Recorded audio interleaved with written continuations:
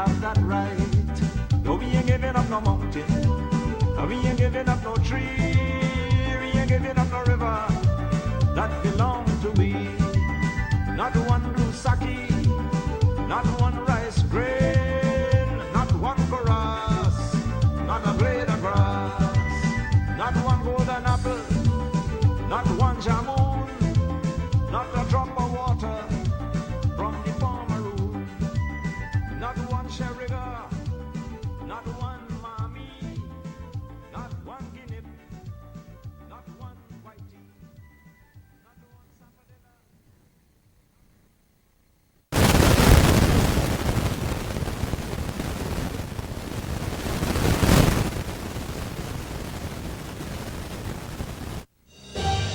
Living for something common, well known as a master politician, and was an outstanding statesman. He was a great leader, and our hero you understand. That's why we remember Edmund Western.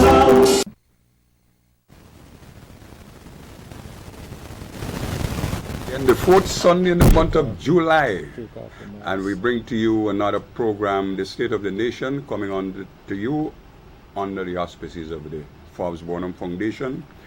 Today, you know, Emancipation Day is coming up, and our topic today is emancipation. And as a result of that, we need to perhaps to continue to talk about the condition of our people since emancipation and before. But today we will be looking specifically at emancipation and what that entails, and most likely we will look at other aspects of enslavement and its residue on the African people of not just of Guyana, but the Caribbean as a whole, because remember, we are a member state of the Caribbean Guyana community. As such, what is of interest to us and our people is also of interest to the other people within the Caribbean region. With me in the studio today is former Minister of Foreign Affairs, Mr. GREENIDGE, and I also have with me in the studio Mr. Dwayne Benjamin, who is a member of the Department of History and Caribbean Studies at the University of Guyana. These two gentlemen will guide us along today as we pursue this topic of emancipation. And I would go straight into the topic. And Mr. Benjamin, since you are the member of the Department of History and Caribbean Studies at the University of Guyana, I would just like to go straight into you and to tell us this concept, emancipation, what it entails. Thank you very much, Mr. Clayton Hines. And ladies and gentlemen of the general public in Guyana, 6 days from now we will be celebrating 183 years, 183rd anniversary of emancipation. And I think it's worthwhile endeavor for us to sit on this panel, myself and Mr. Carl GREENIDGE, to discuss and, if possible, share our understanding of the idea of emancipation, what it means, and what it means for us now, and what it probably will mean for us in the future. The emancipation that is going to be celebrated on the 1st of August has its roots in the Emancipation Act of 1833, an act that was passed in the British Parliament after years of struggle by different interest groups, more specifically those enslaved Africans in the Caribbean and the Americas as a whole, and also those persons of European descent that saw the need to do the decent thing, which was to argue, be it in the streets in Europe or in the Parliament or wherever possible, argue and put forward the argument for essentially the end of slavery. Now that act, like I said, was passed in 1833, but it did not grant full emancipation immediately, because what the British government sought to do was to what what I describe as a balancing act, which basically the British government pondered to the interests of those pro-slavery groups as well as those anti-slavery groups, and sought to balance it by including a caveat of a period of apprenticeship which was supposed to last for 4 to 6 years. Interesting. There, Benji, that aspect of the emancipation. Emancipation, as you outlined, was supposed to be freedom of those who were enslaved. Right. But this kind of caveat, how I mean, if you tell me, look, I'm going to be free, but then from out of the blues, you bring a caveat to say, look, you're not really free, you have an apprenticeship. What do you understand from this, perhaps, development that they put into this thing? Is it that you're now saying to me, yes, I agree in principle, Parliament, you're going to be free, but then in terms of the actual action to really make me free, you say, no, because you're not really equipped to really take care of yourself, I should put you through a period of apprenticeship to see if you can handle yourself. I mean, that's what I'm understanding from it. What are your views on that? Well, your understanding is correct. The feelings were that Africans, or the enslaved Africans, generally needed a period of preparation for full freedom. But not only that they needed a preparation, the enslaved African needed that preparation period, but also the planters who would have lost their labor as a result of emancipation also needed that period of adjustment. So that this is where the apprenticeship period stipulated conditions of work. It stipulated conditions on which workers were to be paid. And let me give you an example.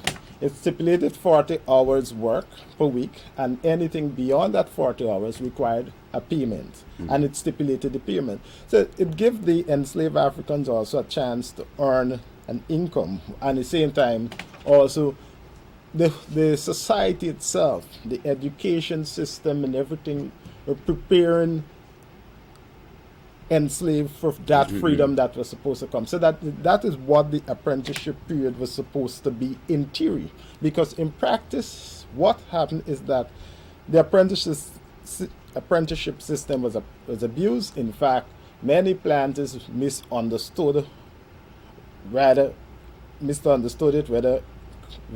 Deliberately? deliberate or whether by a genuine mistake or deliberately, whatever you call it. They misunderstood what the apprenticeship system was supposed to be. And in fact, it was abused, and in some countries, it came to a premature end. Well, just let me see if I can comment there, Benji. These are some of the issues, if I may use that term. These are some of the issues that continue to affect us up to this day. Now, the apprenticeship period, you saying to me, look, you're enslaved, but we agree in Parliament we're going to emancipate you, we're going to free you. But then suddenly you come up with a caveat, and I understand you to mean that the planters or the colonial masters, they developed this apprenticeship period or agreed to this apprenticeship period because they had wanted to create an area for adjustment for those who owned slaves and so on. Now, these are the actions. One, the level of disrespect in relation for people who I've enslaved. I say, I'm going to free you. No, I ain't free you, but put you on apprenticeship period. And during that period, like I said, the apprenticeship period, it was abused. Now, I want to bring in Mr. GREENIDGE at this point in relation to what is it? Now, these issues seem to be still affecting us, Carl. Your emancipation, yes, but then I'm not free. I've got to wait 4 years. And during this 4 years, and by which time the enslaved Africans had developed the entire infrastructure for this country. But then you're now giving me this caveat, look, you're not free, you still have to do that with all kind of regulations.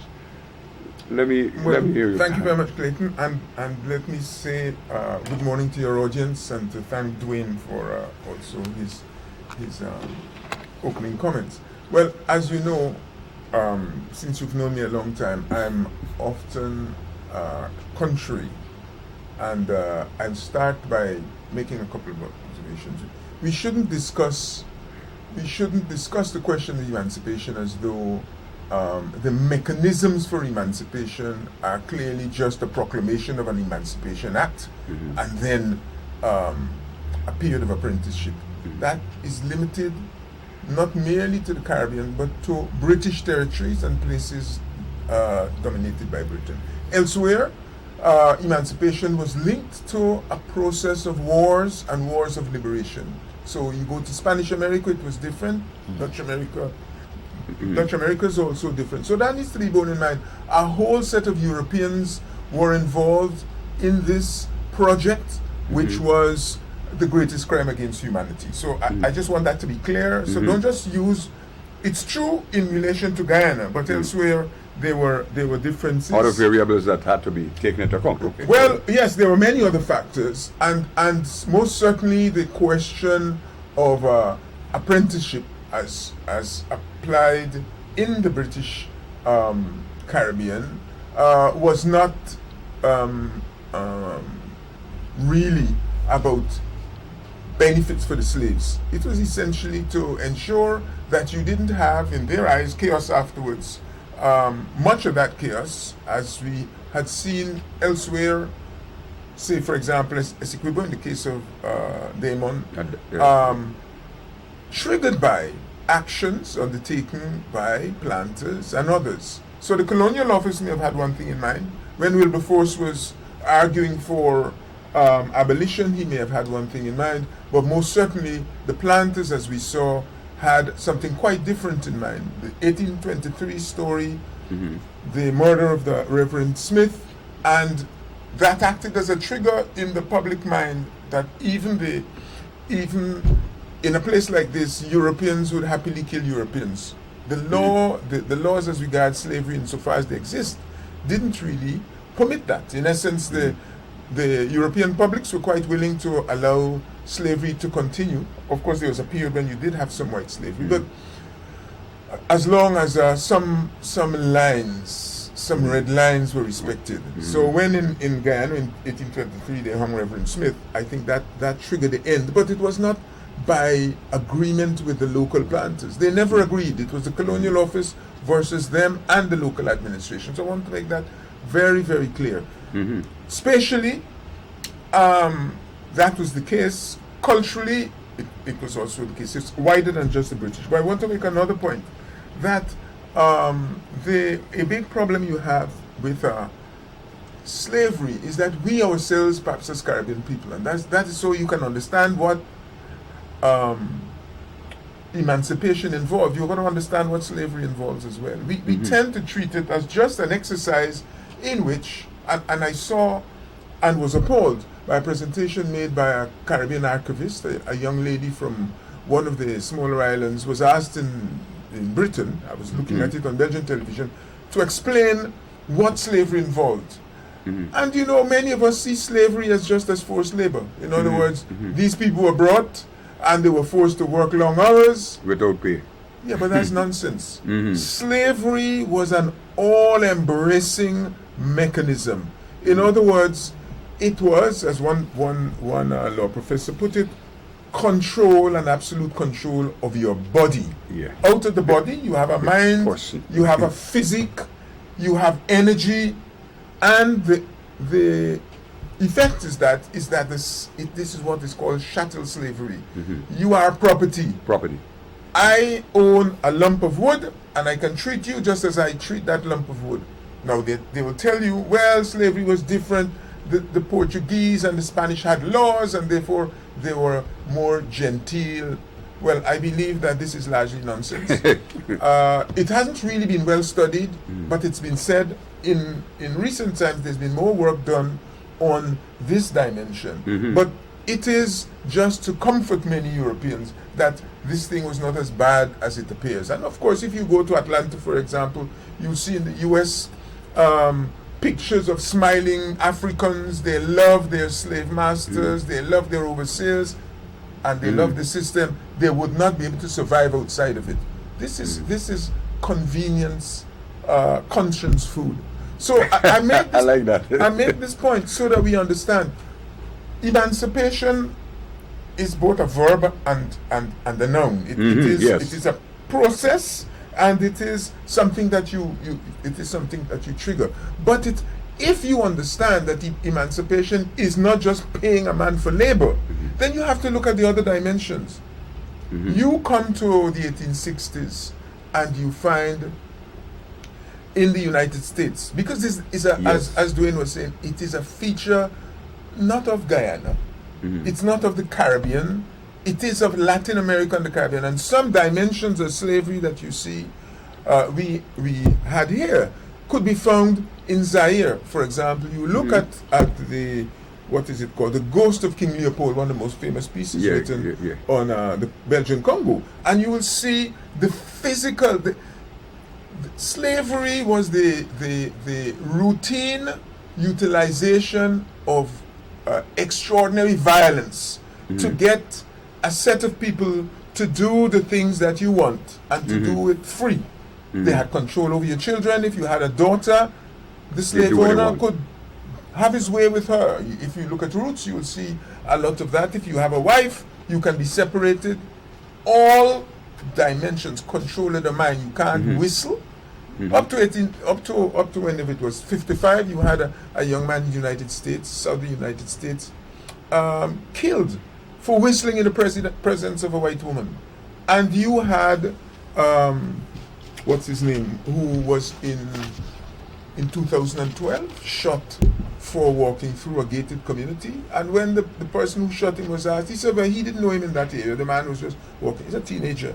Okay, so it is control of your movement, where you can be, how you can exercise your energy, where do you get a reward, where you look unhappy, whether you look at women, whether you don't look at the boss in the eyes. So that is what should be understood. It's not a just a ordinary Christian type of behavior. This is the enslavement of mind and body, and of course down the road you get both what's his name, Bob Marley and Marcus, the so-called Messiah Garvey, speaking about free the soul and free the mind, and free the mind, and the rest will follow. Even I don't know if you follow music, Clinton, well, of course, Clinton, George Clinton of the Funkadelics and Parliament, saying free your soul and free your mind and your ass will follow. Okay, so it's that strong. I mean, you have to understand it is all embracing. So when you're looking at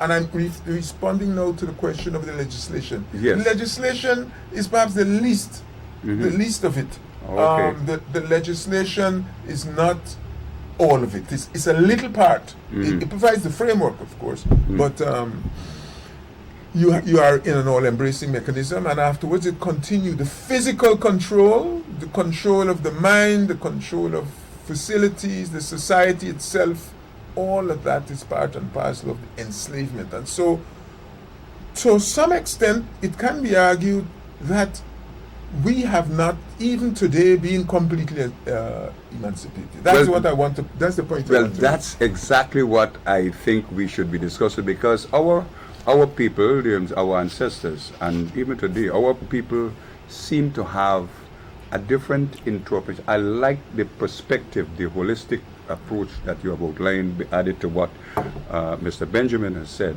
But today, we are supposed to be kind of celebrating this legal framework that was created, the Emancipation Act, to say free the slave. But are we free in terms of having gone through this period of apprenticeship and this all-embracing concept of controlling of the human being, the Africans that came? What are we free in terms of what ought to have been the case? You spoke about that. I would like to hear your views in relation to this freedom of which has been spoken of, but is not being kind of practiced in relation to the lives of those who were enslaved and offsprings. As I say, it's a process. To me, it is a little bit naive to be speaking the day after, let us say, the 1st of January 1839, were these people really free? Or the day after Lincoln's pronouncement, so-called in the United States. 95, Resolution 95. The truth is, since it affected us in so many different ways, and it reflects an attitude and a behavior by the oppressors that is quite comprehensive, you have to look at many dimensions before you can answer that question properly. Let me just make one thing clear. If you even focus only upon non-payment for work, you will find unfree labor existing, even if you limit yourself to Caribbean, that is Guyana, well into the 1950s. Unfree labor, in the sense that, for one thing, you got, that's what I'm saying, it's not two stages. You got slavery, you have indentureship. Some Africans were subject to indentureship, so we remember that. After indentureship, you had a whole set of mechanisms for keeping labor tied in a way to agriculture and plantations, so that they accept wages that, if you had a free market, would be a lot higher. You had strikes, you had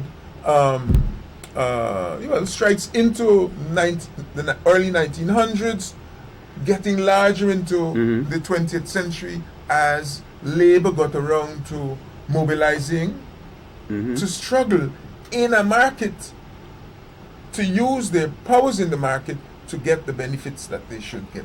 So the one thing is this is wages, but I mentioned that so you can understand that mobilization collectively also matters. Trade unions, yes, trade union came at a big important part of this. If unions and labor are to get what the market values it at, you have to be able to effectively operate in that market. So you have to use the tools. You got to get education. Okay, there has to be infrastructure and a number of things. I don't want to take too much time, but I'm just trying to say, I just want to say to our viewers, this is an interesting topic today. We will be opening the lines for you to really make a contribution as well to this program. But I want, Dwayne, you have listened to Carl. Yes. Now,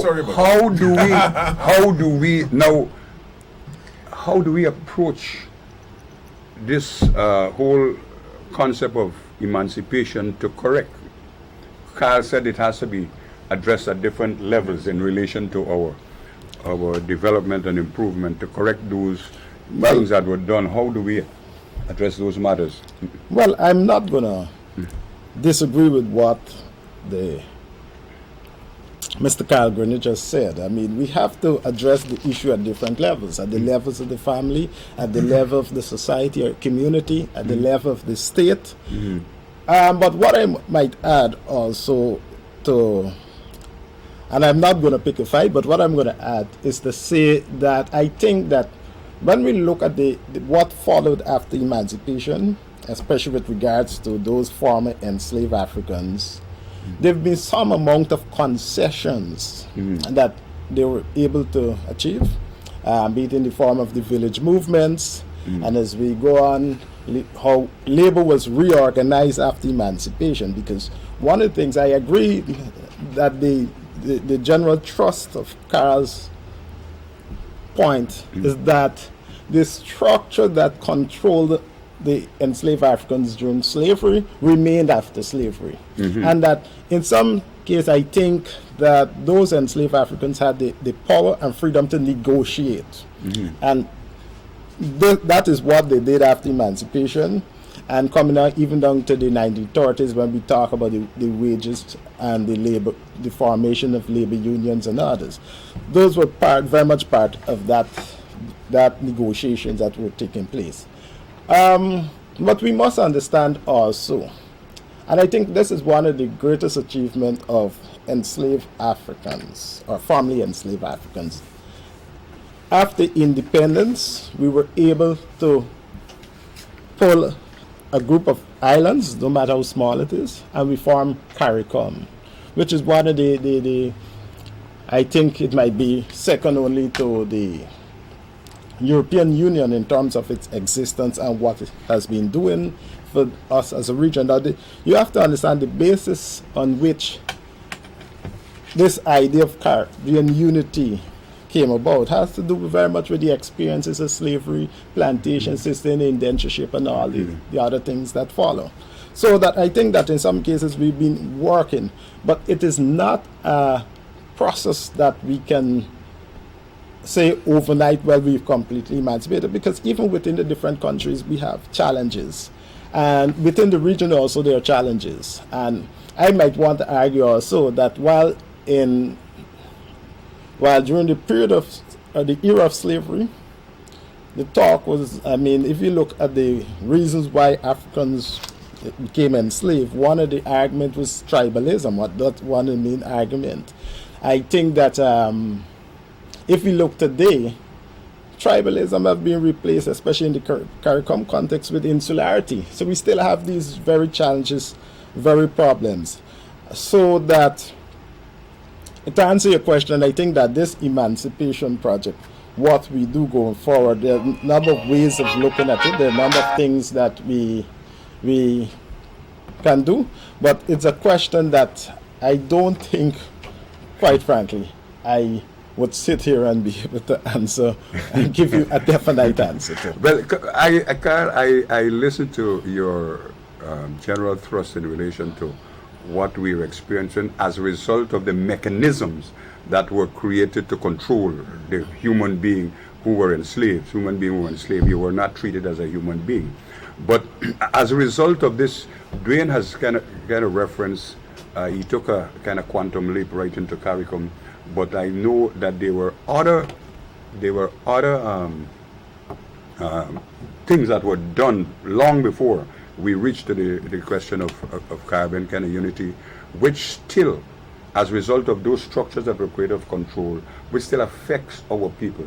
I would like you to perhaps maybe talk about that, and what measures could governments, because you have mentioned that, look, hey, this is a responsibility not only say for members of family and community, it's a question of the state. Now these infractions, these things that were failed, that they failed to do, what can we do now in relation to now in this year of the decade of what?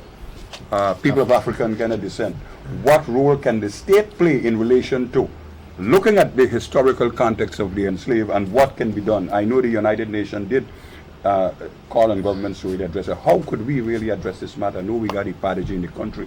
It's an organization trying to look at that, but I would like to hear your views on that one. And want to remind our viewers, you can join us because the lines will be open in another 5 minutes. You can make a call, make your comments with us. So over to you, Carl. Let me hear you. Well, thanks very much again. Well, first of all, let me say that the dimension of cooperation and regional integration is very important as part and parcel of tackling the challenges of governance internationally and of interstate relations, as well as human rights, as we know. And we mustn't take all the credit ourselves. An early and successful, at least initially, economic regional economic cooperation. No, even before speaking now of East African Community and the work that was done there. But you know, the challenge that you face in perhaps giving clear answers to these is provided by looking at the 1930s and 1940s, when in fact the most militant advocates of Pan-Africanism and of regionalism was the union movement. This is where it is Garvey, Critchlow and company, and as well as A.R.F. Weber of West Indian Congress. These are dimensions, that's correct. These are dimensions that we should not forget. In other words, you recognize that your safety as a community lies in globalizing many of the issues. The ending of indentureship had to do also with the reaction of Indians in India and the Indian Parliament at the time, even though they were a colonial territory. the treatment of Chinese as indentured labor was not without reference to the importance of China and the reaction of the Chinese people in China to European treatment of Chinese. And in that sense, we of course need to recognize, not only as very small states and micro-states, which we are, but as members of the international community, that awareness and the laws and rules about human rights, which includes the treatment of people as laborers and as members of a society, have to do with raising awareness across the globe. Now, internally, which is where I think you were wanting to point me in the first instance, there are a number of things happened. I mean, the society faced by a system where, for example, your magistrates were also drinking partners and social relatives and physical relatives of plantation owners and of the attorneys and so forth, found themselves, you are no longer completely physically constrained as you might have been in 1834, but they found themselves socially under pressure, and therefore they put together a number of institutions. I mean, we can't list all of them, but I want to say you had friendly societies, which came right into recent. As a child in Amsterdam, I used to go every Friday afternoon to a friendly society gathering. Well, they did burials as well. You saved. This is the importance in a capitalist society. The individual save. There's a mechanism for ensuring that you don't behave the way that I do. When I was at university, first day I arrived, I would do two things. One is to go to the nearest shop and buy some shortbread and put it in some tins on a bookshelf, and then stack my books. But then I would think, perhaps I should open those biscuits, those shortbread, and I would have two, and then before I'd even finished packing books, I'd consume all.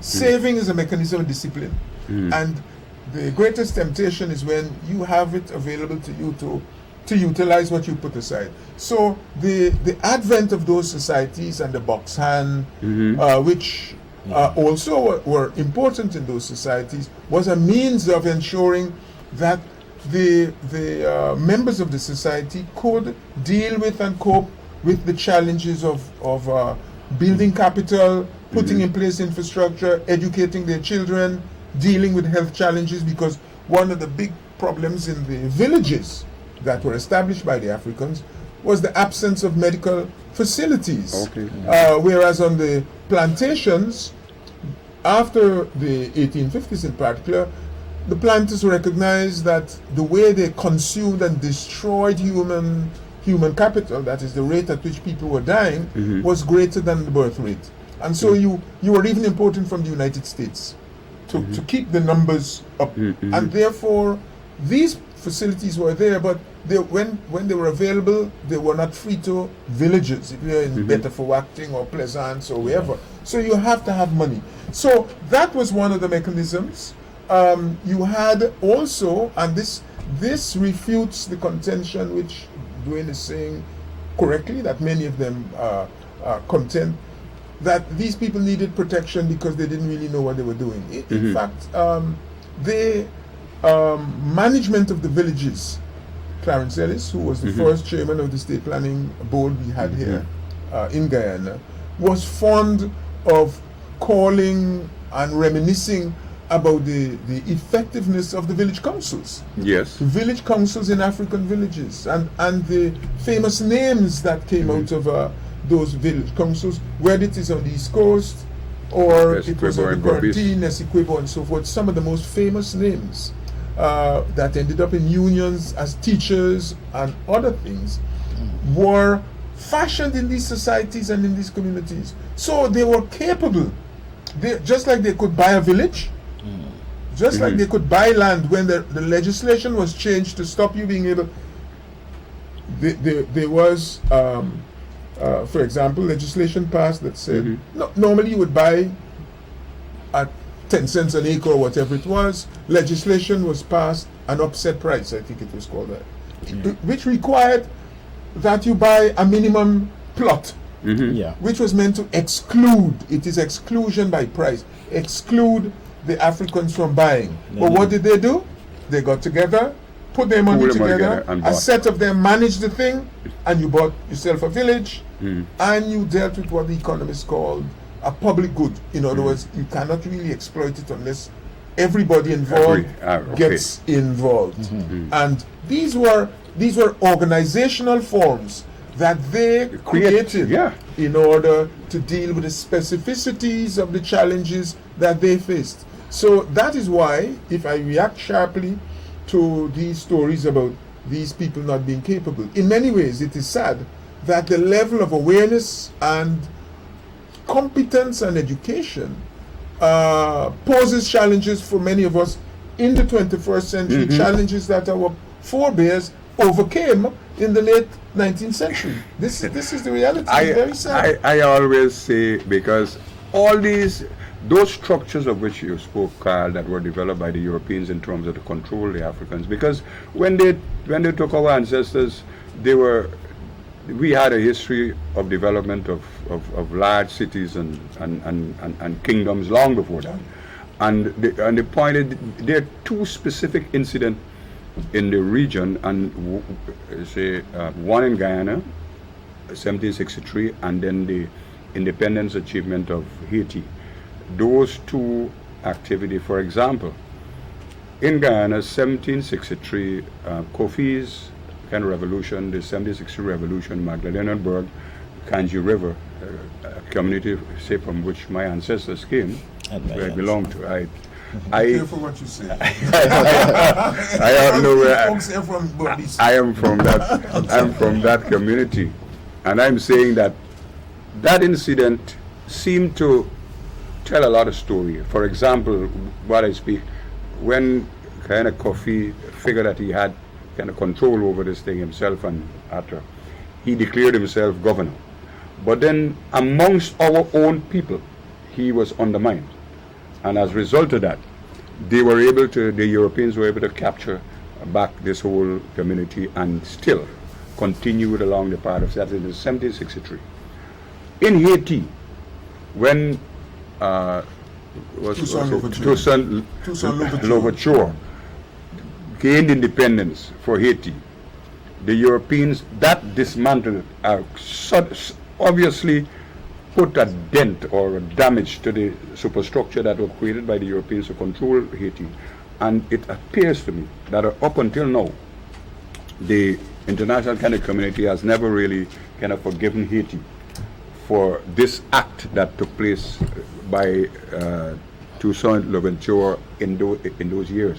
But I'm saying what I want to focus on now is these, amongst ourselves, the enslaved people, those who had the vision to really act and revolutionary. You found that there are instances historically where amongst the same Africans who were attached to the slave masters maneuvered and did things to undo those same achievements that were done by people. But I would only say to you, look, this is human. This is the human condition.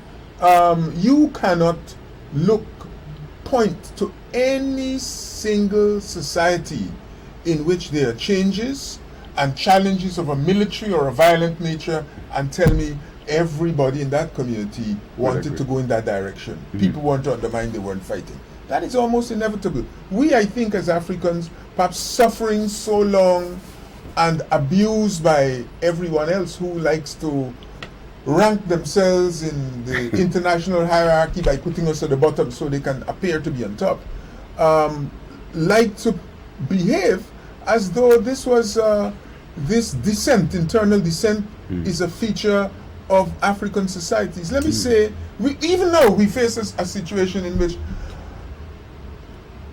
a political party has rules for elections.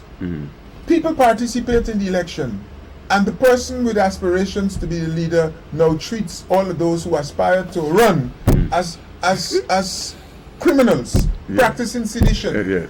The process of leadership is a process that requires that you work with others. You persuade those who may not be on with you at the beginning, and you try to inspire them, and you give them a destination, you perhaps maneuver and cajole others.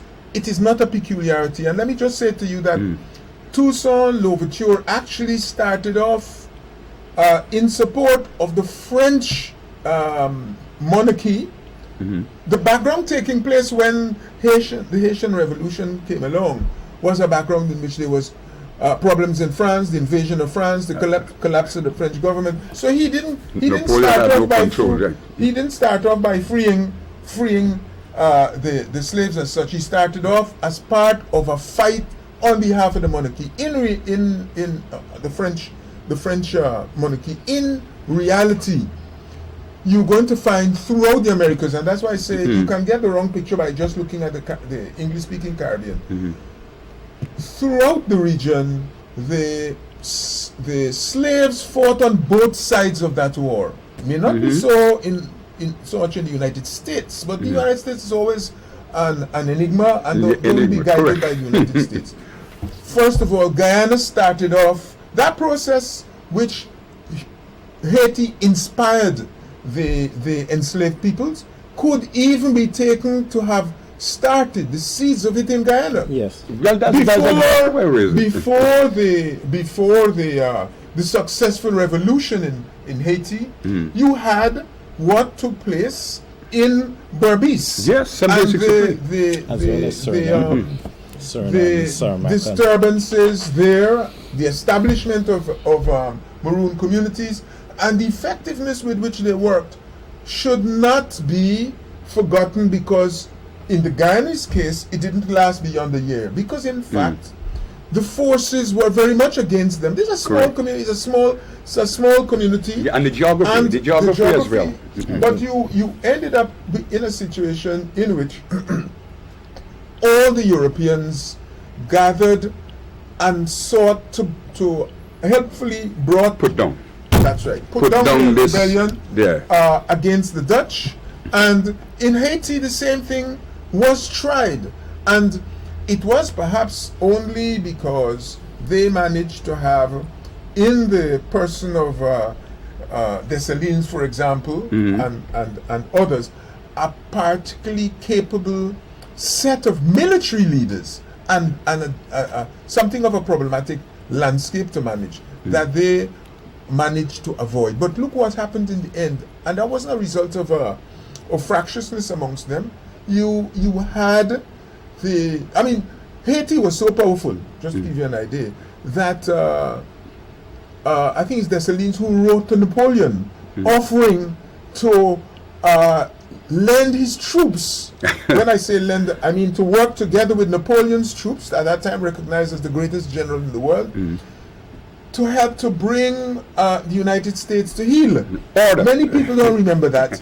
Such was the power. I mean, these are people operating in yellow fever and malaria-infested lands where the French troops couldn't survive. He was offering. So, of course, Napoleon, in keeping with the racism of this time, Napoleon never even bothered to answer him. Yeah. But what I'm saying is that you are right. Europe as a whole then organized itself to bring it down by one means or the other. And you ended up in a situation where the last set of tribute paid to France was the result of a Frenchman landing in Haiti doing nonsense. You got a riot as a result. And France imposed on Haiti a demand at gunpoint that Haiti pay for them an enormous sum in today's terms from a very, very poor people as a result of posting warships and armies around Haiti. It continued with the United States invasion of Haiti. But this was not peculiar to Haiti. This is what I'm saying. Even though you say, well, people are fighting amongst themselves, you have, I don't even want to name all of them, territories across Latin America that have been invaded and occupied by the regional colonial power that became a global power. That is the United States. And Haiti's troubles in terms of infrastructure, fractiousness and all of that are not unrelated to these factors which we must bear in mind. I want to tell our viewers that the lines are now open. You can make a call, make a contribution. I have with me two erstwhile gentlemen here. Mr. Kyle Greenidge, erstwhile gentleman, and Mr. Dwayne Benjamin. We're looking at this question of emancipation. We have gone very wide, looking at issues in relation to emancipation, development, and what those structures that were created in terms of control. And I would be glad to hear your views on this subject, because very shortly Emancipation Day is coming up, the 1st of August, and I would be happy to hear your views on this matter. These gentlemen, they can answer any question perhaps you may want to put to them. If you have any views you want to express in relation to emancipation, feel free to call in. The numbers are on the screen. I hope that the numbers are up there. Yes, the numbers are there. You can call 223-51, is this 92? Yes. 5192. 5192. You can call anytime and we will take your call and so on. Yeah, Dwayne, I see we're trying to make a point. Yeah. Listening to the discussion, a thought came to me.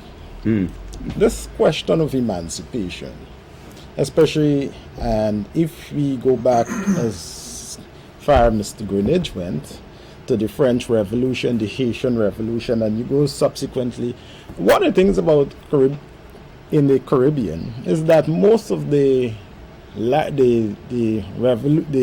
rebellions that were large in terms of magnitude that involved numbers took place in the 19th century following the Haitian Revolution. But the question of emancipation that's within that is, it meant that freedom was only for one set of people, not for the others. And that I think that if you look at the Haitian Revolution, that was one example where, while the French, in the midst of the French Revolution, in which they were fighting to get rid of absolute monarchy and led to the replacement with republican governments and what's not, it wasn't the same that was expected in Haiti. And that is why you see the French and the British and the other groups could have come together and tried to put down the revolution in a way that... And the other thing you have to recognize too also is that Haiti got independence in 1802, but it was never recognized by France until 1825, by which, as Mr. Greenidge rightfully said, it was basically on the agreement of reparation, which the sum then was 100 million francs, which would, by today's calculation, based on what I've seen, is like $21 billion US. So it's lots of money. It's a form of reparation. And of course we know that... Without the morality. Right, reparation without the morality. Of course we know that formerly enslaved, or ancestors of formerly enslaved people, is pushing a reparations case. There've been movement towards that direction, towards achieving reparations at the International Criminal Court, or the International Court of Justice, one of the two, which basically calling on all the former colonial powers to grant reparations to these countries. And you ask the question of what can we do going forward. I think that is one of the positives that I see come forward. But it's left to see how far we reach with it. But the question of reparation. Right, but it's a good step in the direction. But Kyle, I want you on the question of reparations in relation to the example you gave in relation to Haiti, how the French had demanded that. But you hardly hear what Mr. Leopold did in the Congo in relation to how he destroyed those people. Now I'm saying this concept that has been developed by the international community, that those countries who had colonized the people should pay reparations. I need your comment on that. I know the UN designated a decade for people of African descent, and we're not hearing much in relation to what governments are doing in relation to that. Well, you are right on all those points as regards the failure to recognize all the dimensions. In other words, as I was saying in the beginning, slavery didn't only exist in the New World, but it was imposed in many ways in the Old World.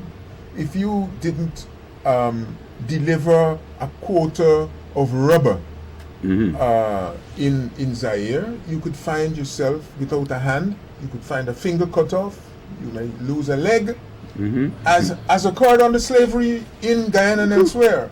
If you try to run away, you could find your limb amputated. People tied you up. There were some really horrible stories in terms of I've forgotten the name of the text. The diary of somebody Fleetwood in Jamaica, of slavery and the abuses by slave owners of the persons on the plantation. Josiah Wedgwood, the diary of Josiah Wedgwood. If you really want to know, get a day-to-day feeling of what was involved. Now, the thing is, awareness is an important part of this. People need to understand. One of the things you asked me, and I want to emphasize this, the gaining of freedom was not a grant, a concession by the Europeans. I mean, the verb even that we use is itself problematic for me, because you had bloodshed in order to arrive at that point in a variety of ways. They were not all wars on the scale that you had in the Spanish Empire, but you had some of those, and people died in various confrontations. After Berbice, you still had problems of people being hung in the 1820s, or people being hung in the 1830s for doing no more than demanding to be freed from this this exploitation, which was for the development of what? Not of the people, of mining, gold mining and so forth, silver mining, Peru and elsewhere by the Spaniards, and sugar, cotton, coffee, all of these were part and parcel of that process. So what we have, first of all, is to understand that we have to be aware of what is around us and to organize ourselves.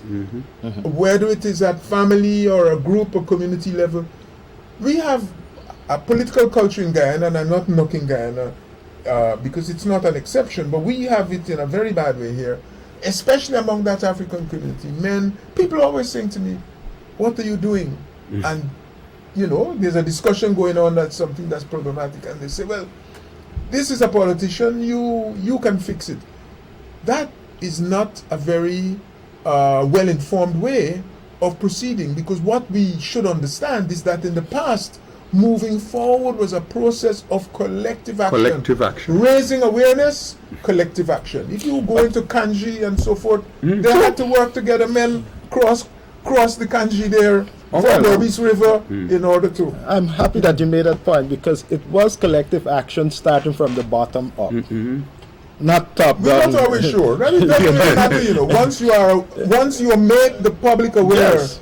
you have to equip yourself. You have to educate yourself. You have to learn. And we are developing a society and a community in which we are almost getting like some of the people who you watch try to invade the Capitol the other day, in which you hear Capitol Hill. Yes. You hear a degree of ignorance that is appalling, in defiance of what is clear and going on around you. I see C.Y. Thomas in his contributions on petroleum has been hammering that to no avail. People are not paying attention, but people should pay attention, because the point is an important one.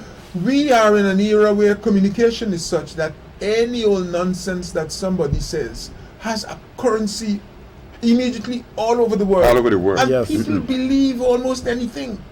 People believe almost anything, the most unlikely things. So one of the things we have to understand is that you have to have communication within the group, within the community, within those who share a common interest, within the country. And you have to be able to speak to each other respectfully and truthfully, so that people, you know, you have your back covered, you know what are challenges facing you, and who is in support of you. So that is a very, very important dimension, working together and ensuring that But if I might add also to what you said, I think we could add building strategic relationships. Sure. Yes, that is very important. This idea of having a revolution in 1763 at Coffee, I tell people sometimes, not because I'm from the Kanji that I say these things, but I think the Kanji River gave us Guyana.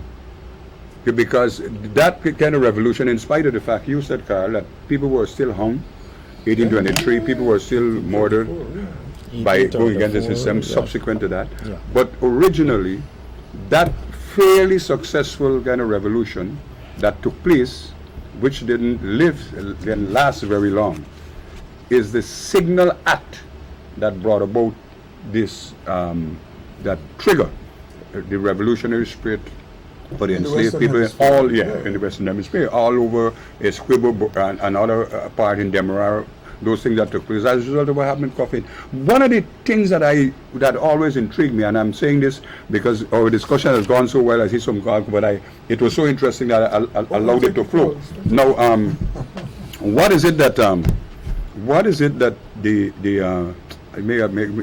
I missed the point now that I was trying to get. For all these things that happened, the Essequibo, we still, I was making the point where this action in 1763 in Kanji, what it brought about. I have some notes on that in terms of the history and development. And up to this day, a lot of Guyanese do not realize the Kanji River plays a very important role as part of the lifeblood of this country, because it's fresh water, irrigates the farmlands and agricultural lands on the entire quarantine. The entire quarantine depends on those fresh water coming through from Kanji. I don't know, and as a result of that need, that development, you found that in the early 50s, the British developed and had that plan to establish the Turani kind of canal. Well, it was dug. Yeah, Except to link the Bobbish River, fresh water. It was infamous because the water flowed backwards. Sometime. But now imagine, but it is still playing where the tide had to be in a certain way in the Bobbish River for it to come to Kanji, and the Kanji River in those areas are much deeper than in the Bobbish River. Yeah. So that's one of the reasons why I said I always kind of question it. Sometimes when the water is even low in Kanji, it's flowing back to go the Kanji water going back to the Bobbish River.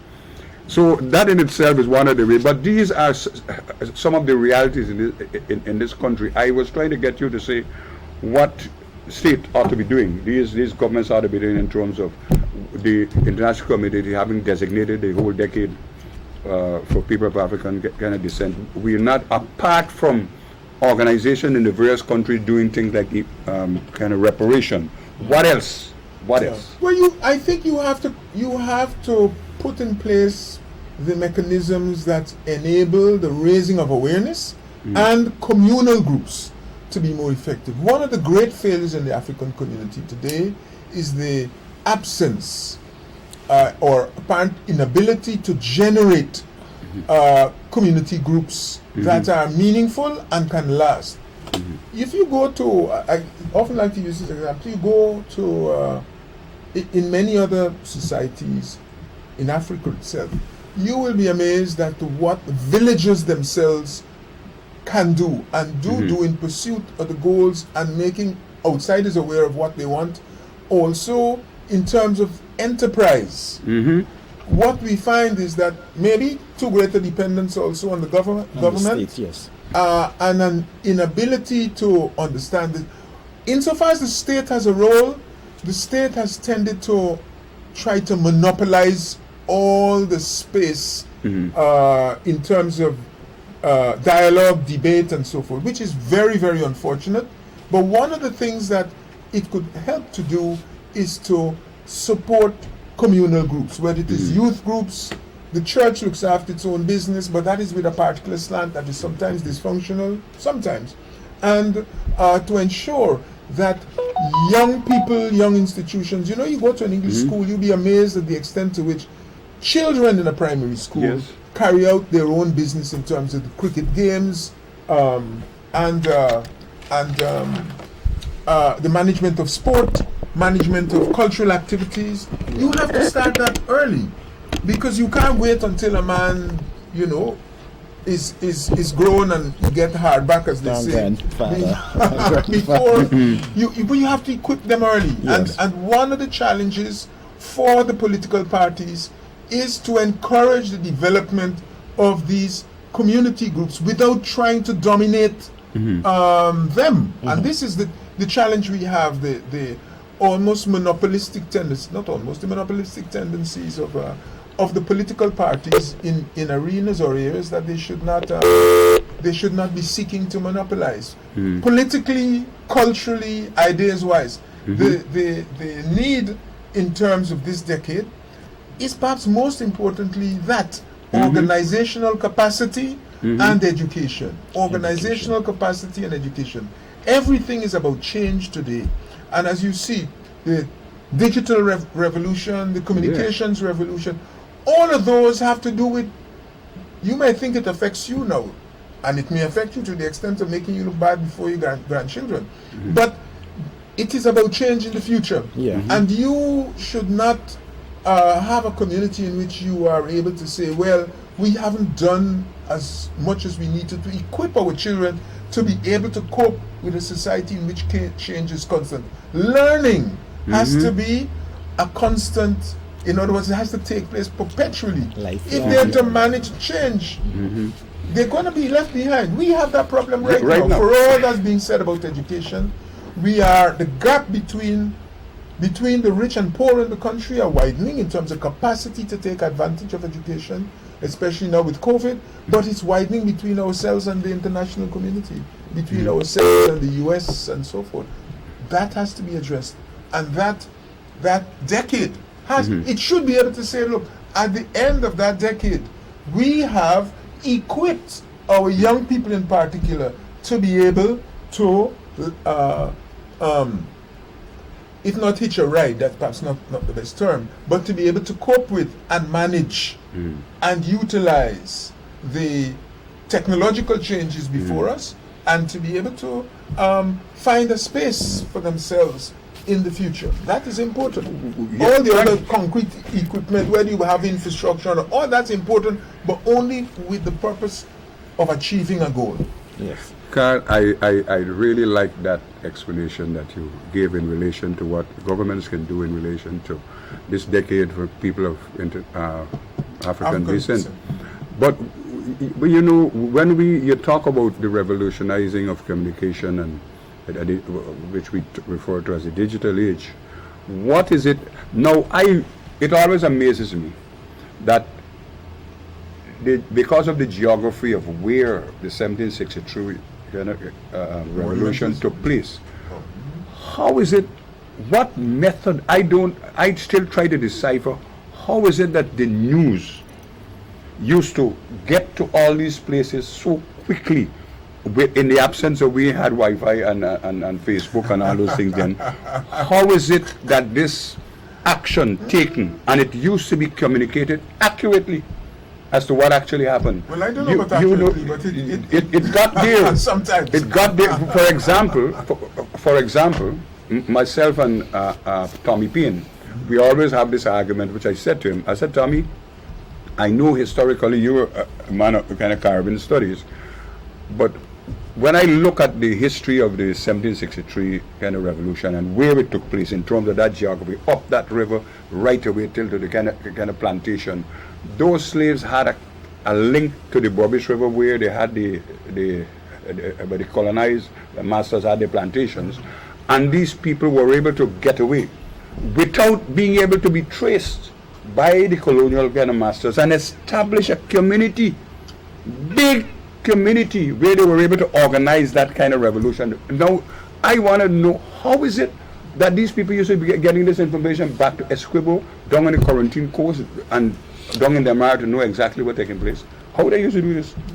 It was done by drums or something? Not by drums. It was done by people traveling, people moving, people interacting. But let me add to what you're saying. Before you leave that, it was, what often you had runaways. That's the first story. Right. You had runaways. But also some of the plantations used to send slaves to go and hunt and fish and bring back meat for them. It is true that they depended on the ships, which brought the food, salted cod and so forth. Well, that is a way that the message will go out. But you also had people moving, and when a man leaves the upper reaches of Berbice River, You go crosses through that over to track. Demerara, for example, or goes the other way to Kanji, they meet people along the way and they exchange Yes, information. that was about to make. Sorry, go on.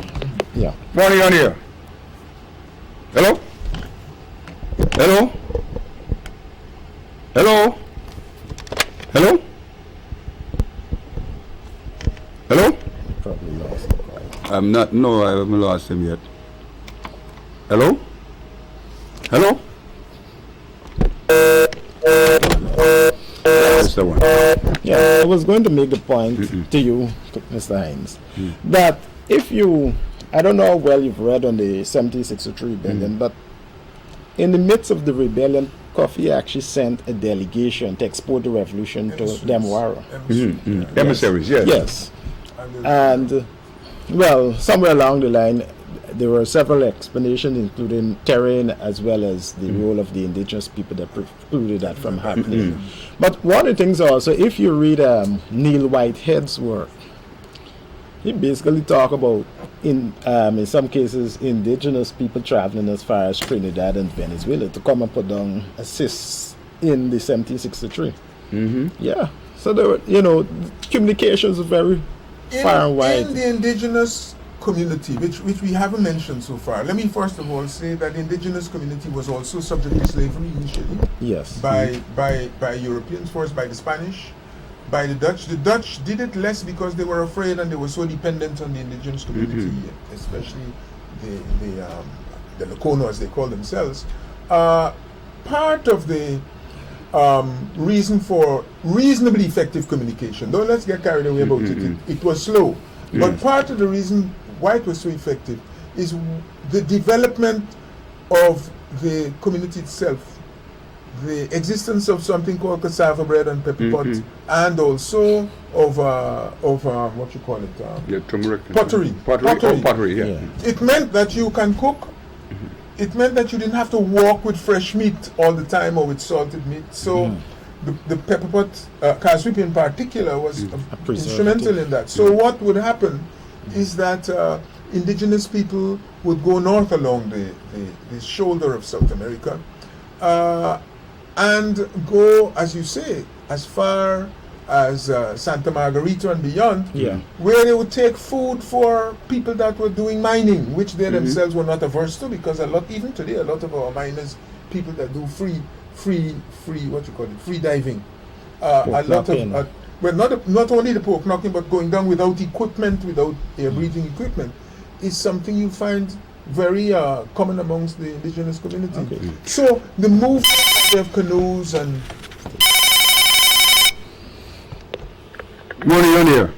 Hi. So I have a question Yes, sir. for the panel. So we know that Africans were brought to the Caribbean, and just let me turn on my TV a little bit. Quick.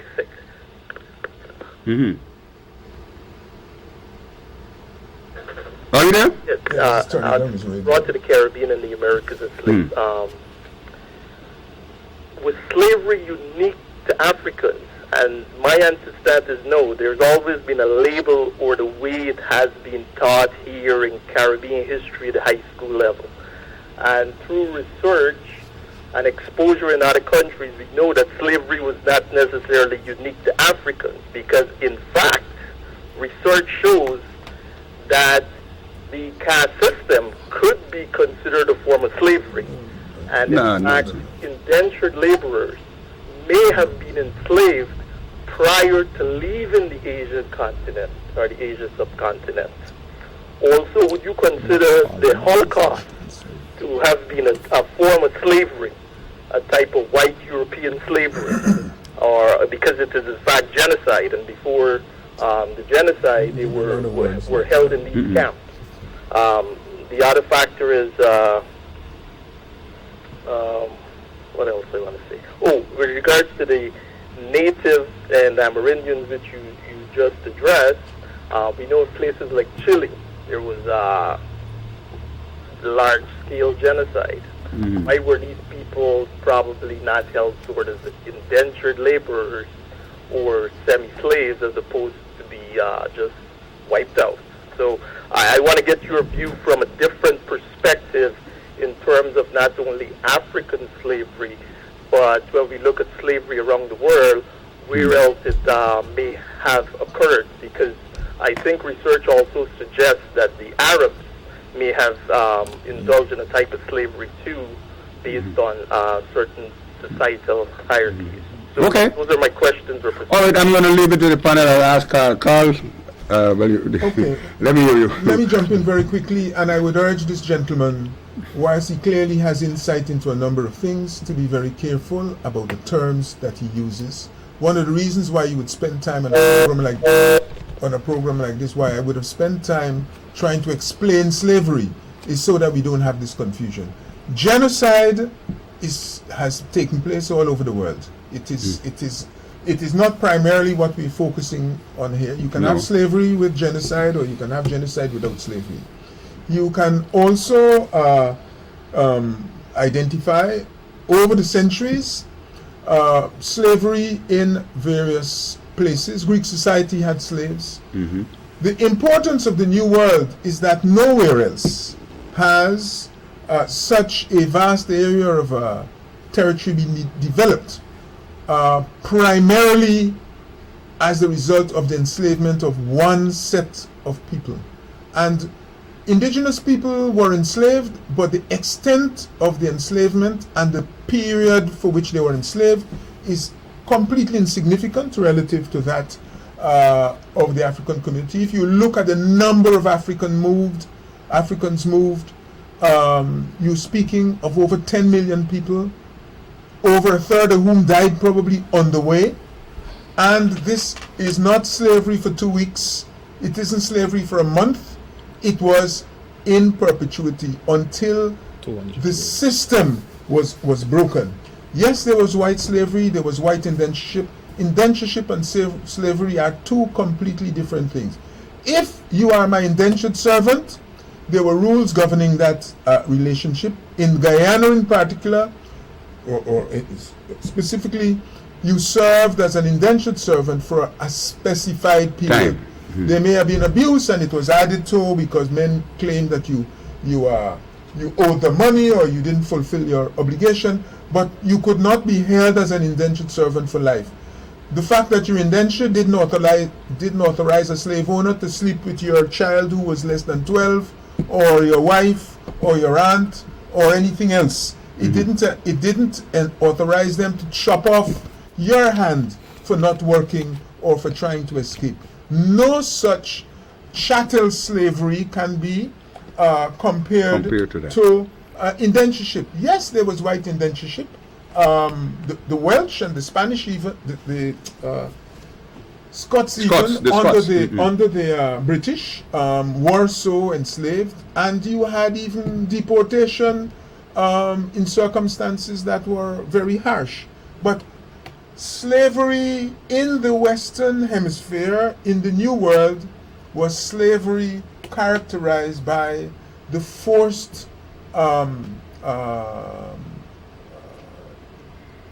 the forced utilization of African labor, African bodies for life. And people in the United States and here, but more so there, you could have never been a slave. You arrive in a country and you can find you were captured and enslaved by virtue of your appearance, your ethnicity, your race.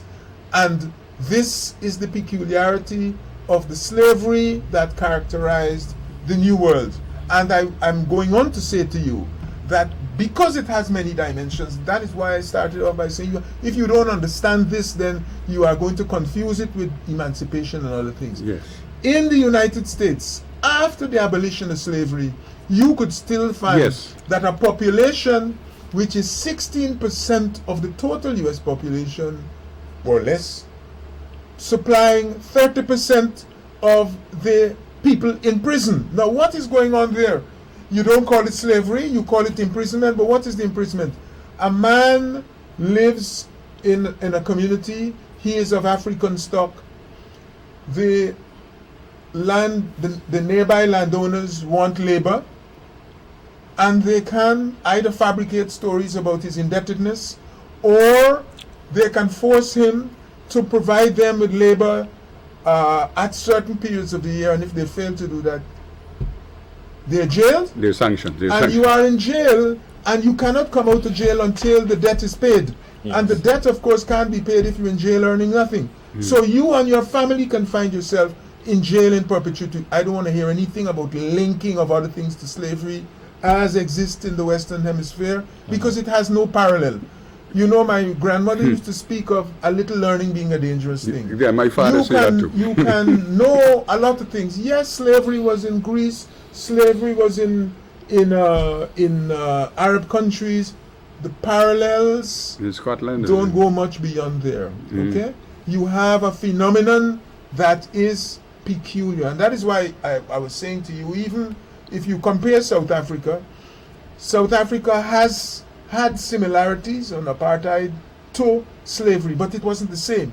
It wasn't so all-encompassing. You could pick up people from one community, dump them in barren land called a Bantustan. The English, the Germans recently admitted genocide, and all of these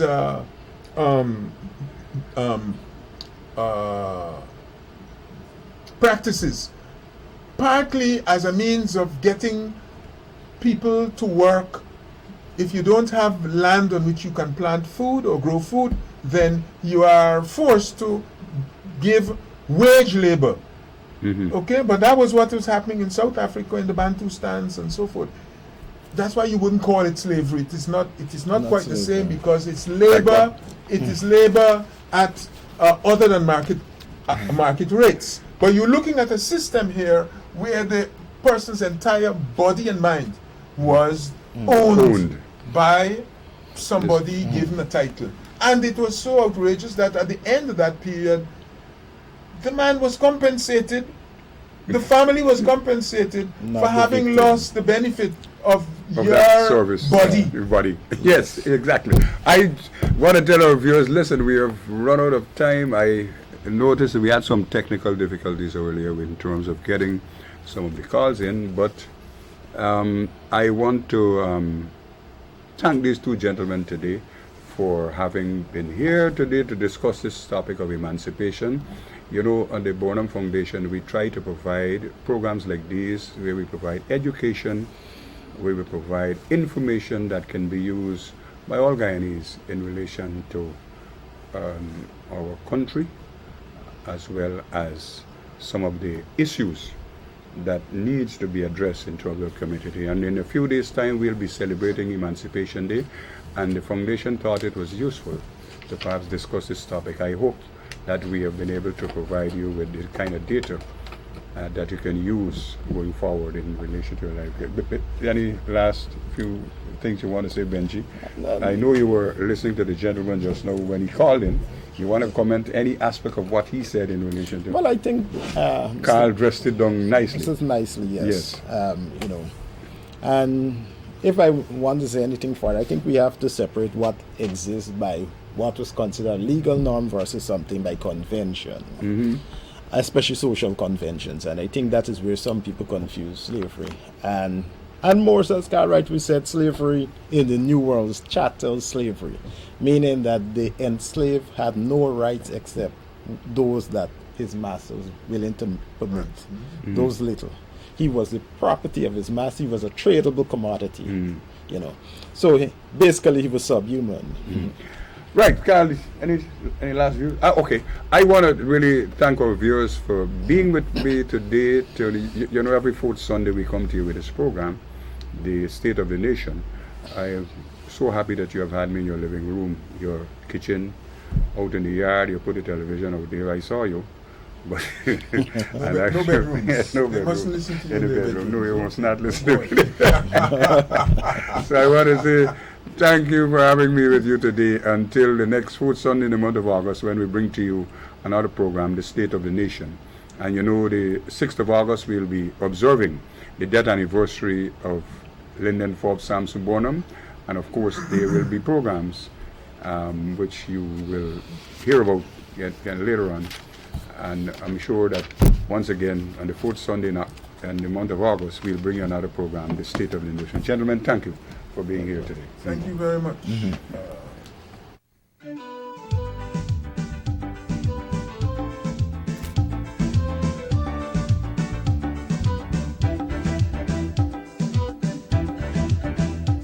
We are a peaceful people, struggling, we struggle, and we don't look for trouble, just ask around. But when outside faces, from foreign places, talk about taking over, we ain't backing down. No, we ain't giving up no mountain, and we ain't giving up no tree, we ain't giving up no river, that belong to we, not the one blue sake, not one rice grain, not one grass, not a blade of grass.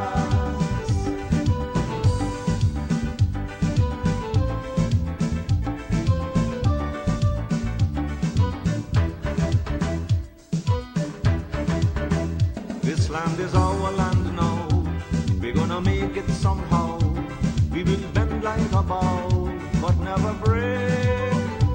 Our fathers came here, and they lived and died here, and we are moving from here, make no mistake. No, we ain't giving up no mountain, and we ain't giving up no tree, we ain't giving up no river, that belong to we. Not one blue sake, not one rice grain, not one grass, not a blade of grass.